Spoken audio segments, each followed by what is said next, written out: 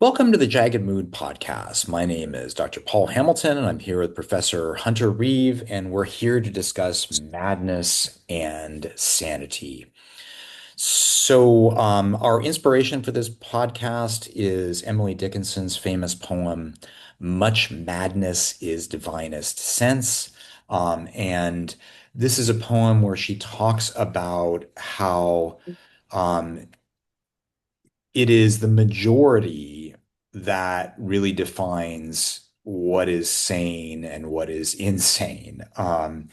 And what we want to do is to talk about categories of experience that people ascribe a higher reality to, but that are often characterized or dismissed as mad. And sometimes those are visionary experiences, sometimes those are artistic experiences, and sometimes they're experiences that connect to traditions that adhere uh, that go back thousands of years, but that in modern times we might describe as superstitious or insane. Here's Dickinson's poem, and then we'll hear from Professor Reeve. She writes, Much madness is divinest sense to a discerning eye. Much sense, the starkest madness. 'Tis the majority in this, as all prevail. Assent, and you are sane.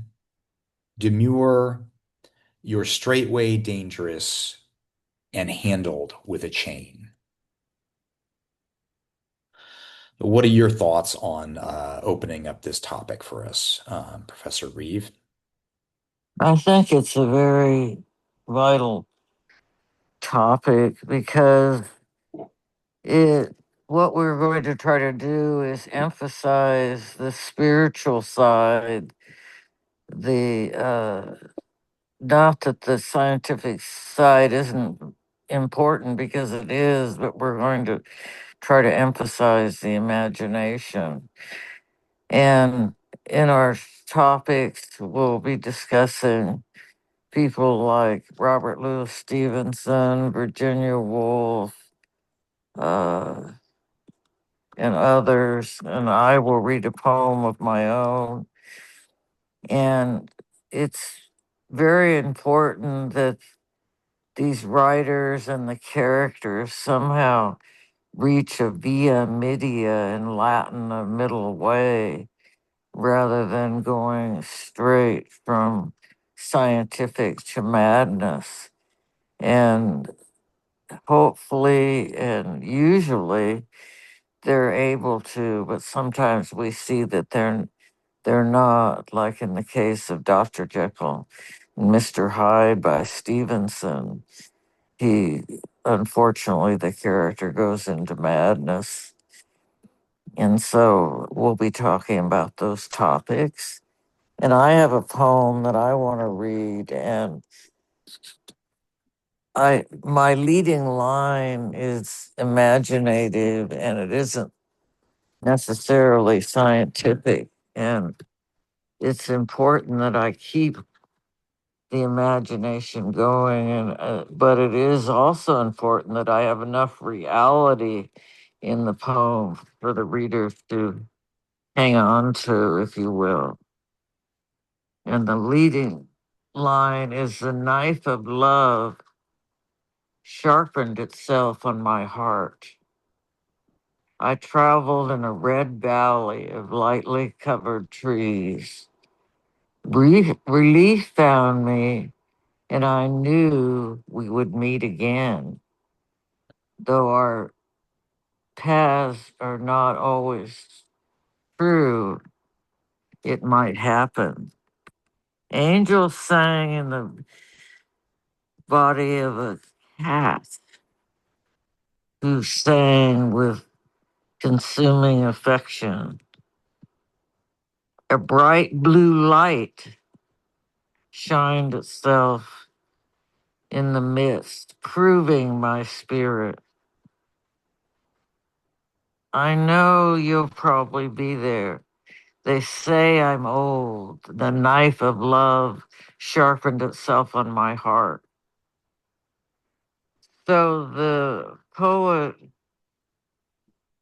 and the protagonist she creates is looking to find someone that's far away and meet him again. And she loves this person a lot. And that's why she talks about the knife of love sharpened itself on my heart, because she's doubtful. She's getting old and she's somewhat doubtful that she'll meet the person, but at the same time, she's hopeful. So, do you have any remarks on that? Yeah, What I I mean, I said? think that you have, I mean, there's a lot of ways to interpret the poem, but it seems to me that you have the human dilemma there, the knife of love sharpened itself on my heart. I mean, the the way that life wounds us um in deep, irreparable seeming ways, and the way that we're wounded on the edges of reality, and yet that's counterbalanced with a visionary possibility that is revealed in the poem through this visionary experience. Um, and I think that strikes the balance that I've been striving for in this podcast. I mean, it's how do we um I mean, on the one hand, I want to say it seems like a great challenge, to defend the visionary experience. Um, but on the other hand, it shouldn't be, in the way that I think that that it shouldn't be, because um,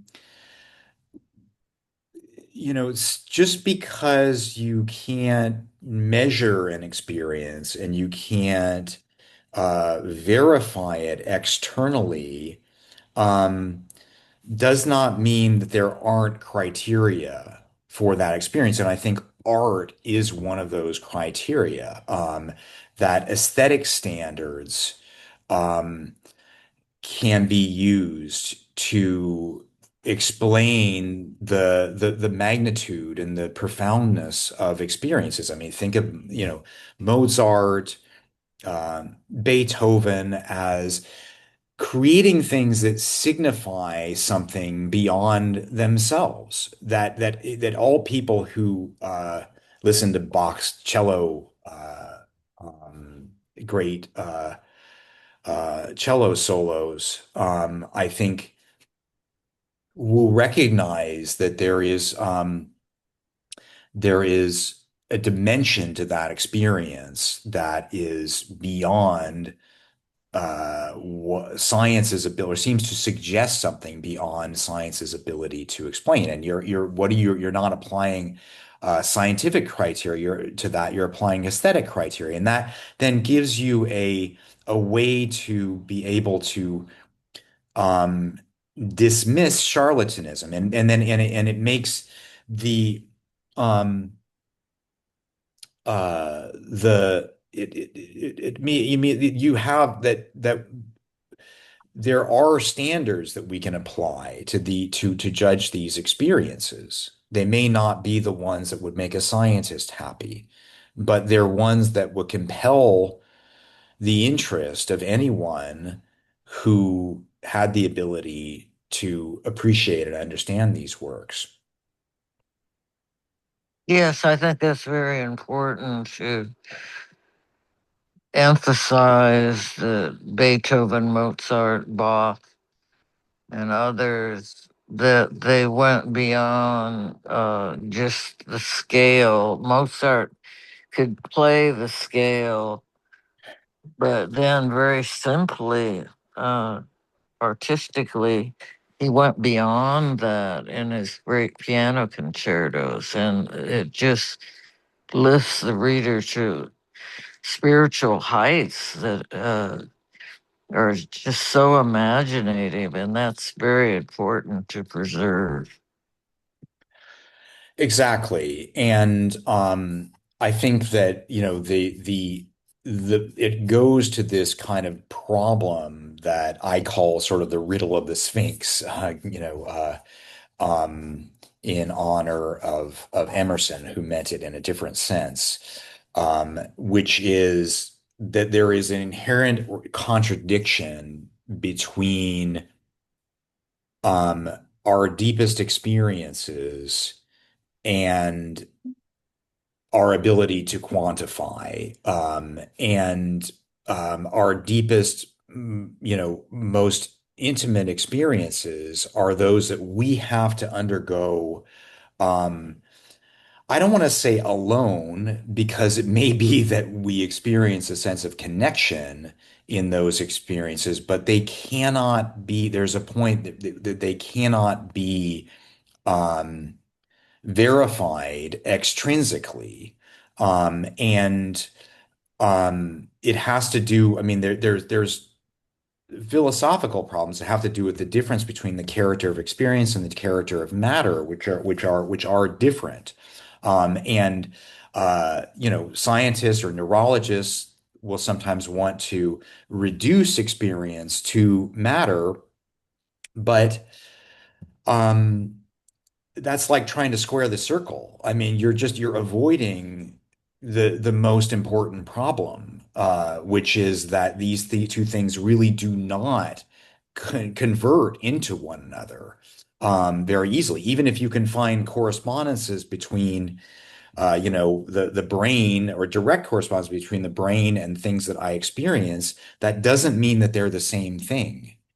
Um, and so what I would like, and I'm not sure if you're with me on this, but I would like, a kind of, I feel that we need in this era a kind of manifesto, like Shelley's Defense of Poetry, to defend um, imaginative experience. And I think probably now more than ever, because um, we we are in an era, a technocratic era that seems rudderless, that it's both technocratic, it's technocratic and it's also full of superstition, but it also doesn't, is seems to be losing the ability to value the great subjective achievements, the great achievements of art that come from our own natures, our own inner natures. Yes, I think again that's vital, and I think that, for instance, Virginia Woolf was able to find a middle way, usually via media, in her great prose that emphasizes the unconscious and the imagination. And I think it was like a new form of freedom.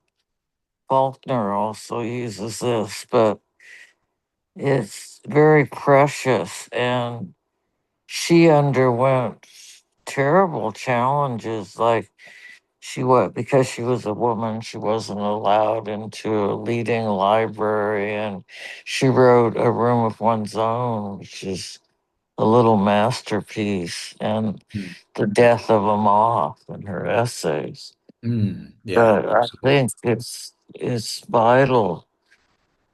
Again, I'm emphasizing preserving the imagination and uh, almost singing its praises, because it's kind of in its infancy. I mean, it needs to go to new heights, if you will.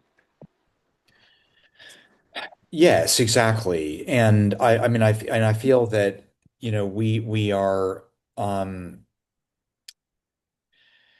there are implications, there are implications of this kind of experience, this dimension of experience that's revealed through art that we need to recover, that we need to revisit and restore.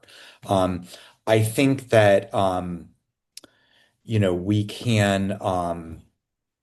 I always go back to Wordsworth and his autobiographical poem, The Prelude. And essentially, what this was um, it was a poem about his formation, but it's organized around these what he called spots of time that were times, moments when he felt that he had broken through to a um, divine or supernatural influence that was outside of time, and he describes these in these marvelous these marvelous works of art, or these marvelous poems that comprise the Prelude. Um, and I think that he describes in the intimation of immortality, he characterizes those experiences. Um, and these are experiences that, um, would be so easy to dismiss as silly or superstition or, um, fluffy. Um, and irrelevant, when you compare them to the great achievements of science and evidenced by technological advances. And yet we are these hybrid beings that we all our experience is not reducible to matter. We are live in a world of matter and we are connected to it, but our experience, there is at last, as Emerson said, a residuum unanalyzable within our experience. And uh, just to remind us, Wordsworth, in his Intimations of Immortality, talks about, it says, our birth is but a sleeping and a forgetting. He evokes this kind of Platonic uh, story that we don't actually that our souls actually come from some other plane, and that actually when we're born we it's like we had an amnesia of the dazzling place from which we've come. Um, our birth is but a sleeping and a forgetting. That soul that rises with us, our life's star, hath had elsewhere its setting and cometh from afar. Not in entire forgetfulness and not in utter nakedness, but trailing clouds of glory do we come from God, who is our home. This idea that I think many people have had throughout time, throughout history, that we come from somewhere else, that there is this eternality about our consciousness that in a way we seem to, instead of being learning, we seem to be remembering something, remembering, putting something back together from from some great past that could be the history of consciousness that we've forgotten. Yeah, and I think this is also seen in the works of William Blake, and he was, as you and I have talked about, he emphasized spirituality when he was very young. Wow, he talked to God. He put his little head out the window and screamed, I talked to God. And as you say, the death of his brother, he saw the spirit of his brother rising from the little boy's body. Exactly. And Yeah. Hmm. but he was able to frame his spirituality in a nouveau or incredibly experimental frame. And It was, as you have emphasized to me, it was amazing. Right. He was able to frame his experience both in art and in poetry, which is one of Yep. the rare accomplishments in all of the history of various types of art that he had mastered two different art forms, um, as if to reinforce that these things really did exist. And I think that that there's this ancient term for the blood of the gods, ichor, coming from the ancient Greek. And I feel that from this point of view, consciousness is a kind of ichor, a kind of blood of the gods that precedes us and that succeeds us. Plato also, in his Symposium, speaks of this kind of ladder of vision, a ladder that is evoked by love, by passionate love, but that leads a person to ever higher revelations of this deeper nature of consciousness, or in his terms, the Platonic forms that upon which matter depends, and um, uh, which gives it reality. And I think that those visionary experiences, as much as they are enshrined in philosophy and in poetry, um, I think that I think that for people who are sincere and who are committed to reality, don't want to fool themselves into, don't want false hope, would rather have a grim reality than false hope. I think that there is a genuine problem here. We don't want to delude ourselves. We don't, there's a great line that is either divine or could lead you to madness, which is that faith is its own evidence. And I think anybody who has faith or in any kind understands what this means, and yet that's also a recipe for that's also a way that cult members could, or cult leaders could reinforce their own regressive, destructive um, gaslighting, right? So I feel like it is important to define, in a defense of poetry, in a defense of subjectivity, and that we have to also um, explain the difference between the qualities of experience, um, that that distinguish between experiences of higher reality and those of lower reality. Um, Exactly. You have the great plays, classical, ancient plays of people like Aeschylus and Aristophanes that show great imagination even thousands of years ago. And yet, there we strive to show these plays again and again and preserving them and their great imaginative qualities. if we are going to make a claim beyond just aesthetic, Aesthetic. right, which nicely categorizes these experiences, if we call them just aesthetic, then sort of with great claims comes great responsibility to test those claims. Um, and yet we're in this paradox. But the paradox, my point is that the paradox is not something that we're creating. The paradox is actually in experience itself.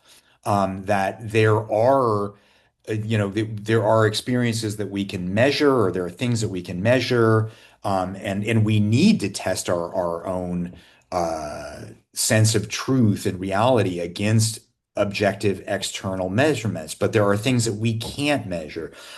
Dickinson beautifully writes about death. Experience escorts us last. His pungent company will not allow an axiom and opportunity. And she creates this wonderful sort of metaphor there, as if experience is sort of a rude suitor, or potentially a rapist who is escorting us last. Um, in other words, at the end, we our experience is there is in a way consecrated, in that we um, there is no way to, that ultimately there is no external measure. There is no way to apply an external measure. It will not allow an axiom of opportunity. It doesn't matter what we think ultimately about some experiences, death being one of them, but there are also many other experiences we can think of. It doesn't really matter, or maybe the experiences that we trust, that from which we find meaning and value in life. It doesn't matter what um, what science says. Those experiences will not allow an axiom and opportunity. The science, extrinsic measurements are irrelevant to those experiences. And that is a part of the centaur nature of human life. We're part um, animal and part soul, or maybe that's the wrong analogy, but we're part material and part spirit. I think that's a very good analogy. You have famous writers like Herman Hesse writing Steppenwolf, which is being part wolf and part person and struggling to reach via media and having difficulty doing so. So I think that's very aptly expressed. Yeah, Steppenwolf is an amazing novel, well worth reading. Yes. Yeah. Yeah. Um, yeah, I think that there's really only two choices, either these experiences that we have of a higher reality, that, this is the basis of, like I said, of Plato's Symposium, this ladder of love that ascends to heaven, or of Dante's Paradiso, where Beatrice's eyes lead him upward to God.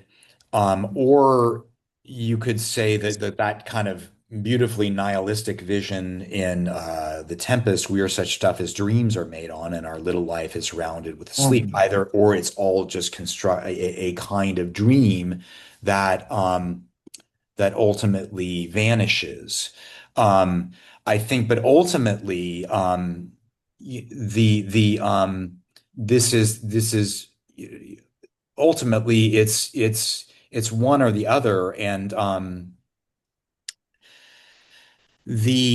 there is an ultimate kind of crucible, for this, as Dickinson saw it, which is, I would extend this to our great life experiences, but Dickinson also sees this in terms of death. She writes, "The consciousness that is aware of neighbors in the sun will be the one aware of death, and that it itself alone is traversing the interval experienced between and most profound experiment appointed unto men. How adequate unto itself its property shall be, itself unto itself, and none shall make discovery." Adventure most unto itself, the soul condemned to be attended by a single hound, its own identity. How adequate. So she sees this as kind of a crucible or an experiment, which is quite funny to convert the experience of death, which you can't analyze, into a kind of scientific experiment. But I think that what she's saying is that there are certain experiences that are consecrated to experience itself, and that do not have any external measure. You could say, and I said so that what you can make whatever claims about life that you want to make. But when you die, you're going to find out. This is the ultimate experiment. You're going to find out if consciousness has a deeper reality and it extends beyond our lifespans, that we descend back into um, that thing that we had forgotten about when we were born, and is coextensive with that, or if it's just an epiphenomenon, an illusion of the brain. But I think Yeah, art, sorry, go on. yeah, I think that's very important. And uh, I just think I'm thinking of again Oscar Wilde's picture of Dorian Gray, and how in the beginning Dorian tries to experiment and reaches beauty and sustenance, but he goes too far and is unable to find the via media. And then there's consequences thereof, as you discussed. So uh, go ahead with what you were saying. I didn't. Well, I mean, I think that like that's a really, I mean, there's a lot of ways to look at that, aren't there? I mean, um I think that art, number one, presents us not only with a great realm of visionary experience, but also with a realm of higher danger, and that also is illustrated in Dr. Jekyll and Mr. Hyde, because Right. it introduces us to energies. Blake talks about this in The Marriage of Heaven and Hell. The spirit is in delight and exaltation when it can hold those energies in balance, but it doesn't always. And art can be its own hell. Um, but those experiences or energies that extend beyond, that could, potentially expand beyond life into a kind of invisible, kind of supernatural realm, where, um, it could mean that, on one hand, it could mean that, um, it's not just a paradise that consciousness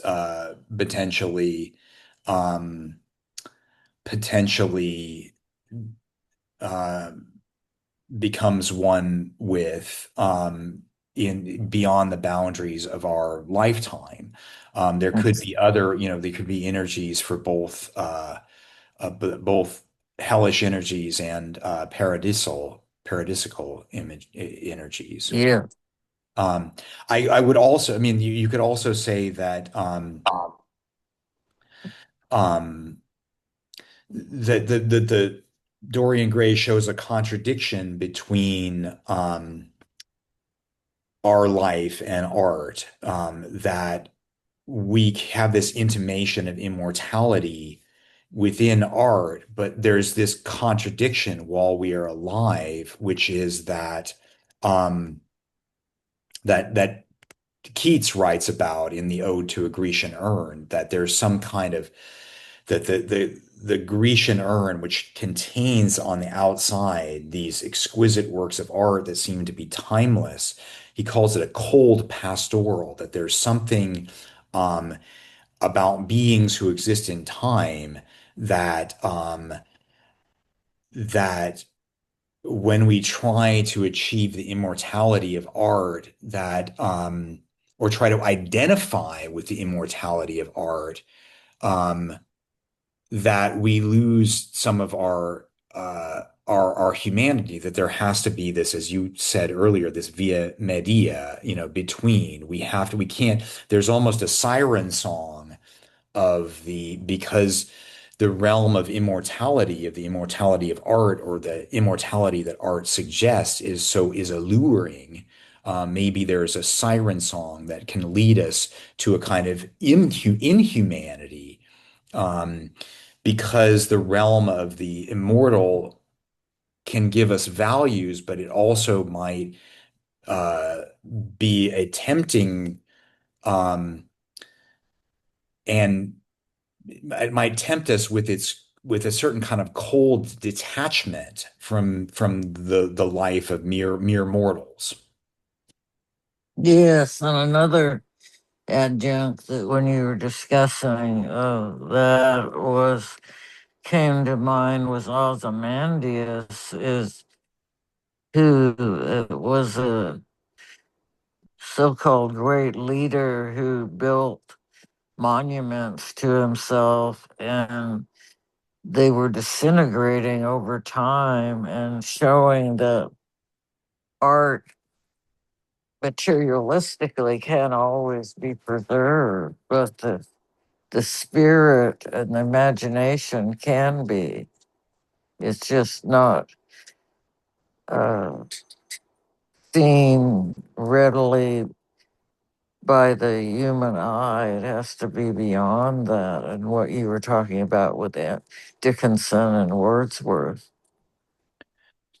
Right. I mean, I think that art more generally, but also the attitude towards art, that if you regard art as sacred, I think that there are great dangers. And you said, you've got the ego, Ozymandias, where you have, I mean, in Shelley, you could read Ozymandias as a great struggle between the dominion of the ruler and the dominion of the artist, and both of them take place on this kind of eternal plane. And of course, the art in the end wins, um, because it truly is eternal. But I think that you could I think it raises this issue that there are dangers inherent in adopting an attitude of that art is, to attributing to art sacred qualities. I think that there's a danger in that.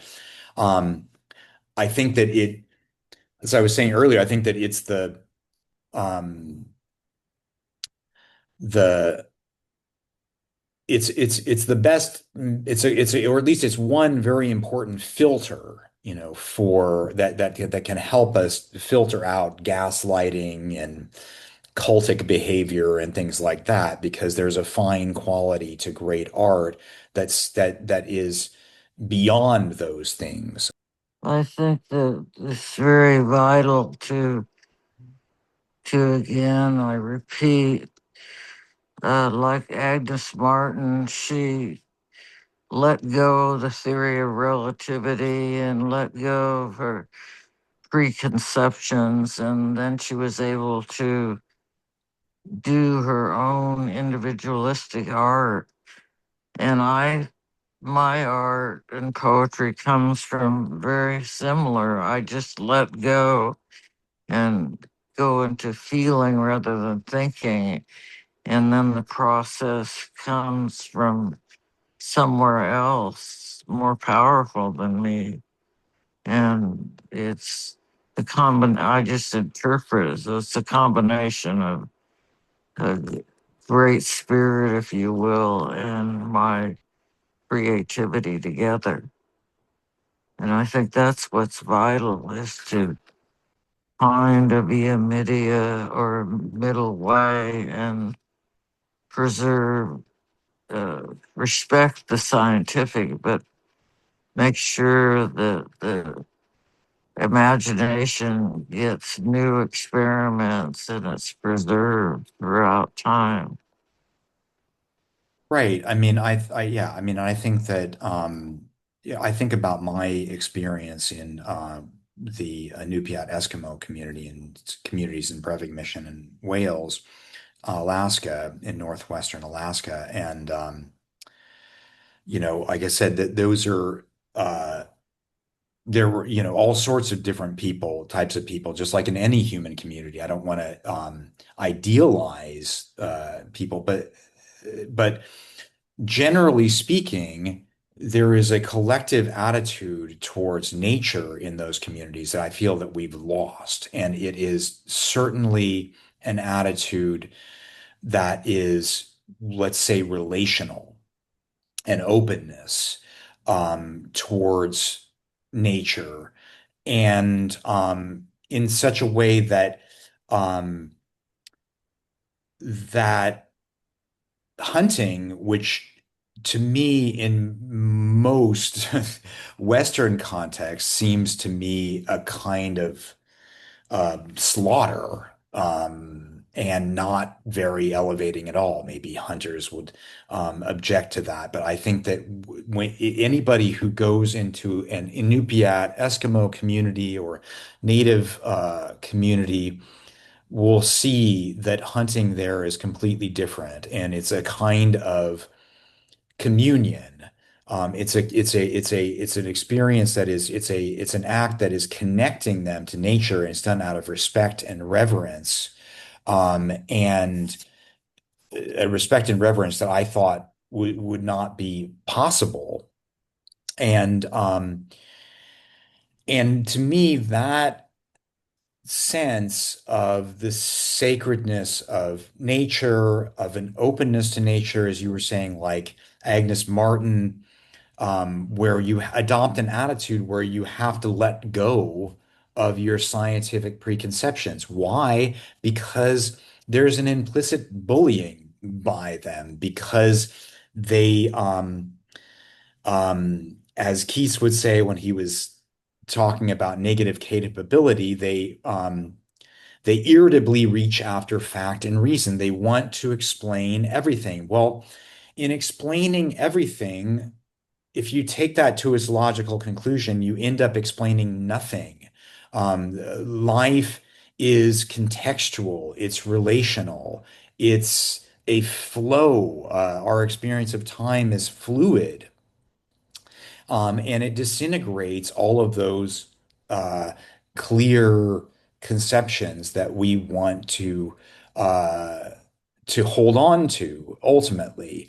And so we have to have, in a way, both, as you were saying, via media, both a fidelity to what we can prove, which is not to disrespect the realm of science, but we can't let it gain ascendancy and bully us away from um, witnessing our own experience, which is going to lead us towards a different attitude towards life, and which is an attitude of openness, not an attitude of limitation, where an attitude of imagination, of relational consciousness, an attitude whereby we see nature itself as sacred, and where, like Dickinson said, I dwell in possibility.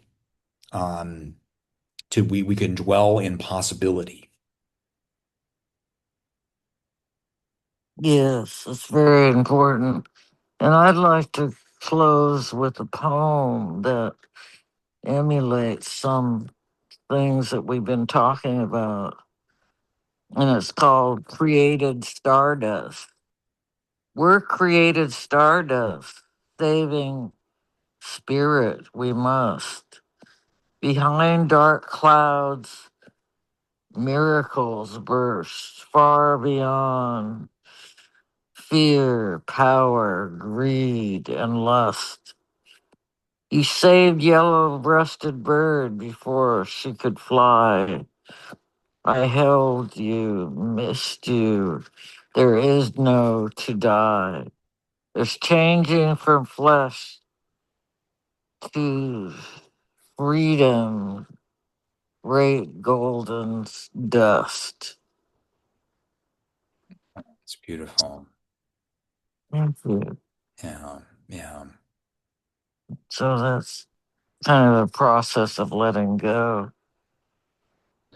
Right. I mean, experience escorts us last.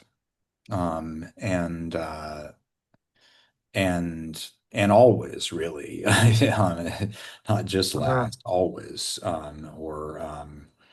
And do we want to be in a porous living universe, as the great artists, writers, musicians lead us to, or do we want to be in a dead universe um, um, that seems to be legible, that seems to be clearly understood? I think that that's the temptation because there's um, a sort of egotism in this feeling that that we when we're grasping on what Dickinson called a plank of reason, in her poem there was a funeral. I felt a funeral in my brain. She says, and then a plank of reason broke, and I dropped down and down and hit a world at every plunge. I think that we have to let go of the plank of reason, you know, or we're going to drop through it at some point.